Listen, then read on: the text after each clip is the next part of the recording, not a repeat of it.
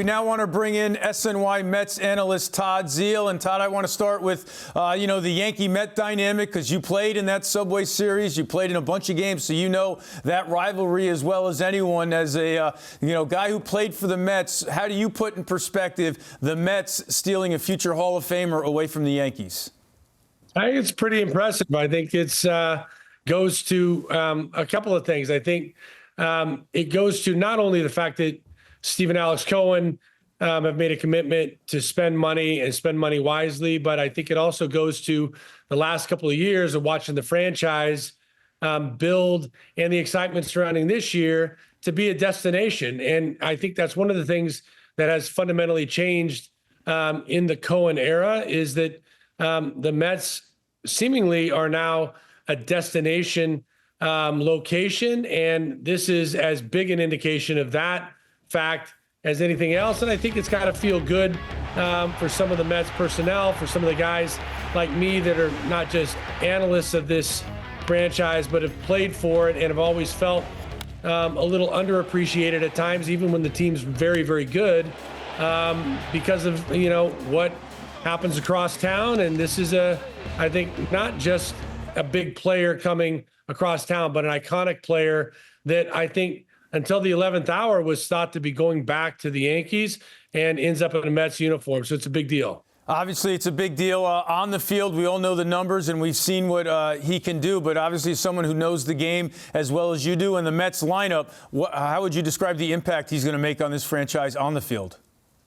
Hard to even imagine what kind of impact he can have because, look, he's a prolific home run guy. He's an RBI guy. He's a clutch hitter. He's had great success in postseason.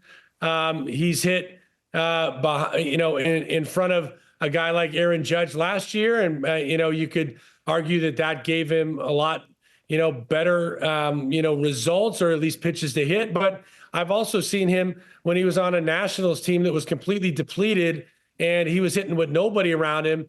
And he still keeps his on-base percentage near 400, still can hit the 30-plus homers, drive in 100, and be one of those guys that you always know can be the threat in the lineup. So putting him in a lineup that's got the sort of Lindor combination with Brandon Nimmo and guys to be yet to determine maybe at the top of that lineup, Mark Vientos as well. He's going to be a guy that fits in, has great success, I'm sure, but adds a different dynamic to this lineup from the left side that this Mets team hasn't seen in a long, long time, or maybe ever. As a player who had a great career, you know how important chemistry is more than anyone else, especially to us outsiders. And obviously from following the Mets last year as the analyst, you know how important that chemistry was to the success that they had last year. But I got to imagine it's easy to have great chemistry when there's no expectations and you top expectations. How does that change, that chemistry, when all of a sudden now there is pressure and you're expected to win the division?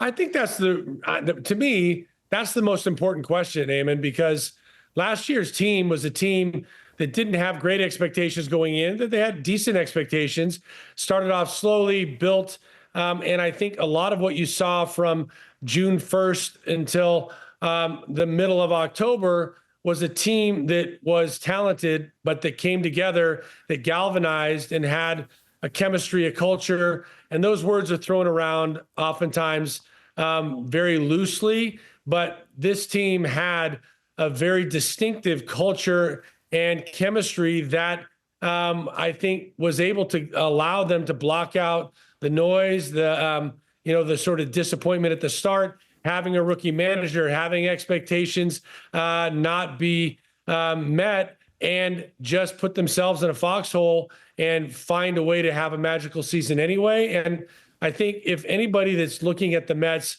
and I really trust David Stearns and Steve Cohen at the top of that heap to say, it's important for us to get an iconic Hall of Fame type player, but it's also important that we get a player that's not going to disrupt the type of team chemistry that exists now and should exist going forward. And I think they spent a lot of time, and I've heard some reports, some internal reports and some feedback saying that they wanted to spend some time with him and see what he's like personally, because honestly, Eamon, as a guy watching, as a fan or an analyst, there's times where it feels like as an opposing player, an opposing organization, you see this guy is all about himself, and yet you have to have a guy that's going to play for somebody other than Juan Soto. And that, I think, is something that they were convinced that he will bring. And if he brings that and the culture remains solid and team one, then I think he's an amazing fit for this organization for a long time. And one thing we all know, he can handle New York, coming off a remarkable season for the 1 year with the Yankees. It hasn't been coming down the pike for as long as Juan Soto's free agency, but certainly in this town and around the Mets, the impending free agency of Pete Alonso has been a major topic of conversation for the last year and a half. How do you think the signing of Soto impacts Alonso's future with the Mets? I mean, every indication is that it will have some impact. I don't know what the impact necessarily is going to mean. You have to understand just in baseball dynamics as a whole that everything was waiting on Juan Soto, right? The chips are going to fall after Juan Soto makes that decision, decides where he wants to go. And that can go a couple of different ways. That could make Pete Alonso and Scott Boras feel like, hey, Pete Alonso can be a part of something that's going to be very, very special for a long, long time. But maybe that changes the dynamic of looking at things from I'm going to get everything I can get out of free agency, and being a guy that's like, hey, I will do X, Y, or Z to remain a New York Met, to be a part of this this buildup and this amazing signing. So you know what? It's going to be interesting, I'm sure. The analysts inside, along with David Stearns and the rest of the Mets player development team, are looking at this signing as, okay, we got the first big one out of the way, and now we still have some holes to fill. If it's not going to be Pete Alonso at first base, does that mean it's Mark Vientos? And if it's Mark Vientos, then who's going to be the third baseman? And there's not just a hole that's going to be left there without trying to make a big impact there. So I think it's going to be really interesting to watch how that plays out and how Boras and Pete handle this free agency now that Juan Soto is off the market, but off the market as a potential teammate for a long time for Alonso if he's able to return. All right, as you mentioned, obviously still some holes to fill, but with Juan Soto, where do you think the Mets now stack up in the National League?